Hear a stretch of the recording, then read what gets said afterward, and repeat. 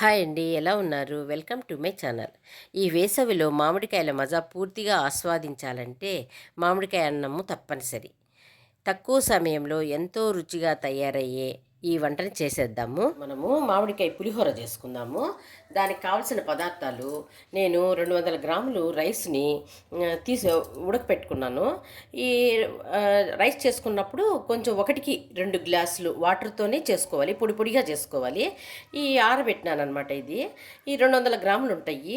దీనికి నేను ఆయిలు, తర్వాత వచ్చి ఇంగువ, సాల్టు చూడండి, 1 కప్పు, ఈ కప్తో సరిపోతుంది. ఒక చిన్న మామిడికాయ సైజు మామిడికాయని తీసుకున్నాను. ఆ మామిడికాయ వచ్చి తురిమితే ఇంత వచ్చిందనమాట. ఈ కప్పు తీసుకున్నాను దీనికి మామిడికాయ తురుము. దానికి పోపు గింజలు చూడండి, ఈ ఆవాలు, జీలకర్ర తీసుకున్నాను. దీంట్లో పచ్చిశనగపప్పు, ఉద్దిపప్పు, చెనక్కాయ పప్పులు, కరివేపాకు, ఎండుమిరపకాయ 1, పచ్చిమిరపకాయలు దానికి సరిపోయేంత కారం అనమాట. ఒక 5 పచ్చిమిరపకాయలు తీసుకున్నాను. పుల్లగా ఉంటుంది కదా, అందుకని 5 పచ్చిమిరపకాయలు తీసుకున్నాను. వీటితో మనము పులిహోర చేసుకుందాము. రైసు ఆరిన తర్వాత చేసుకుందాము. చూడండి, ఆరబెట్టినాను బాగా. బాగా చల్లారాలన్నమాట, వేడివేడిగా చేసుకోకూడదు. బాగా రైస్ చల్లారితే పొడి పొడిగా మీద కడాయి పెట్టినాను. దీంట్లో మనకు సరిపోయేంత ఆయిల్ వేసుకుందాము. చూడండి, ఆ రైస్కి కొద్దిగా ఆయిల్ బాగానే వేసుకోవాలి. చూడండి, 3 స్పూన్స్ వేసుకున్నాను.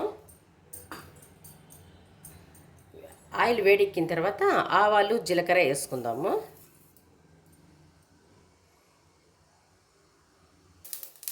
చూడండి, చిట్టపట్టలాడుతూ ఉంది. అప్పుడు మనం ఏం చేయాలి, శనక్కాయ పప్పులు వేసుకునేద్దాము.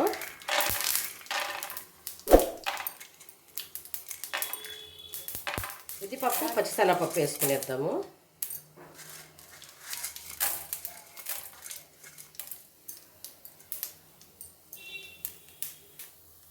చూడండి, వేగుతూ ఉంది కదా. ఇప్పుడు ఏం చేయాలంటే ఒక ఎండుమిరపకాయని తుంపినాను. తర్వాత పచ్చిమిరపకాయలు, కరివేపాకు మొత్తం వేసేసుకుందాము. చూడండి, కొద్దిగా ఇంగు వేసుకుందాము.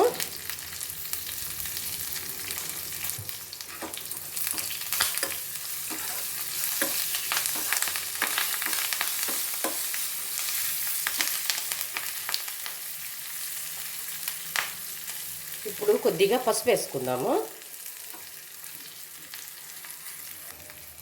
అంతా తక్కువ మంటలోనే చేసుకోవాలి, లేకపోతే పోపు అంతా మాడిపోతుంది. మంట తగ్గించేసి బాగా తర్వాత ఇదంతా వేయించుకోవాలన్నమాట. చూడండి, బాగా వేగింది కదా. ఇప్పుడు మనము ఈ తురుముకున్నాం చూడండి, దీనిలో వేసేసుకోవాలి. వేసుకొని బాగా కలుపుకోవాలన్నమాట. ఇట్లా కలుపుకొని దీంట్లోనే కొద్దిగా సాల్ట్ వేసుకుందాం. చూడండి, 1 టీ స్పూన్ వేస్తాను సాల్ట్ వేసుకుందాం. వేసుకొని బాగా కొద్దిగా సేపే, ఎక్కువ వాడ్చుకోకూడదు అనమాట. ఇది కొద్దిగా పచ్చి పచ్చిగా ఉండేది కొద్దిగా పోయేంతవరకు వేపుకోవాలి.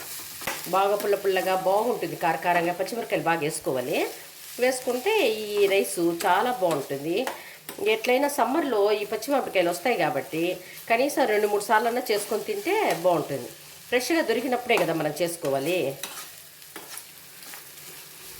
చూడండి, ఇట్లా కొంచెంసేపు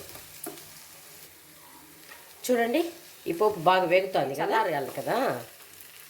చూడండి, ఇప్పుడు ఏం చేయాలంటే మనము కొత్తిమీరని బాగా సన్నగా తరుక్కోవాలి. కొంచెం కొత్తిమీర వేస్తే బాగుంటుంది, కొంతమంది వేసుకోరు, కానీ వేసుకుంటే బాగుంటుంది. ఈ పోపు తయారయ్యే లోపల అన్నం కూడా చల్లారిపోతుంది. చూడండి, కొంతసేపు చూడండి, రైస్ బాగా చల్లారిపోయింది. చూడండి, పొడి పొడిగా ఉంది. చూడండి, చల్లారితే బాగా పొడి పొడిగా వచ్చేస్తుంది. ఇప్పుడు మనము దీన్ని ఏం చేయాలంటే ఈ పోపు కూడా చూడండి, ఇది వేసుకొచ్చుకున్నాం కదా, దీంట్లో వేసేయాలి.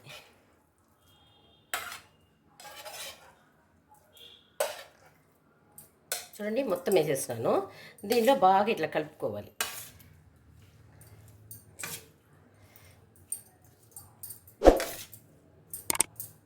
ఏమైనా చేతితో కలిపితేనే, గరిటతో కలిపితే అంత బాగా కలవదు, పులుపు అంత బాగా పట్టదు. చేతితో కలుపుకుందాము.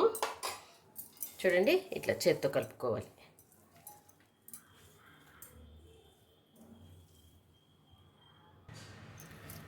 చూడండి, బాగా చేతితో కలుపుకున్నాను కదా.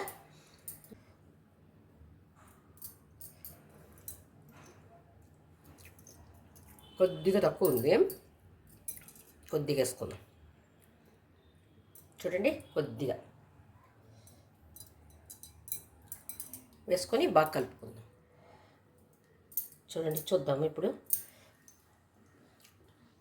సూపర్, చాలా బాగుంది నిజంగా. పుల్లగా కారకారంగా ఈ పచ్చిమిరపకాయ అక్కడక్కడ నంచుకుంటే చాలా టేస్ట్గా ఉంటుంది. చూడండి, కొంతమంది పొళ్ళు వేస్తారు, కానీ పొళ్ళు వేస్తే మామిడికాయ అసలు ఫ్లేవర్ పోతుంది. ఇట్లా చేసుకుంటేనే టేస్ట్ బాగుంటుంది అసలు. చూడండి ఎంత బాగుందో అసలు. అయితే నిజంగా తినాలనిపిస్తుంది, అంత బాగా చూస్తానే తినాలనిపించేస్తుంది. చూడండి, రండి తింటామా. చూడండి, మీరు ఒకసారి చేసుకొని ఈ విధంగా చేసుకోండి. వాళ్ళ అసలైన ఫ్లేవర్ మామిడికాయ ఫ్లేవర్ ఉంటుంది, సూపర్గా ఉంటుంది. బాగుంది కదా. చూడండి ఎంత బాగుందో. మీరు జీడిపప్పులు కూడా వేసుకోవచ్చు. ఇట్లా ఒరిజినల్ ఫ్లేవర్ ఉండాలంటే ఈ పప్పులు పళ్ళ కింద తగులుతా అంటే శనగకాయ పప్పులు సూపర్ టేస్టీగా ఉంది అసలు. ఎంత బాగుందో చూసారుగా, ఎంత ఈజీగా టేస్టీగా మామిడికాయ అన్నం తయారైంది కదా. మీ ఇంట్లో తప్పకుండా ట్రై చేయండి. ఎలా వచ్చిందో కామెంట్స్ రూపంలో తెలియజేయండి. ఈ రెసిపీ నచ్చినట్లయితే లైక్ చేయండి, షేర్ చేయండి, సబ్స్క్రైబ్ చేసుకోండి.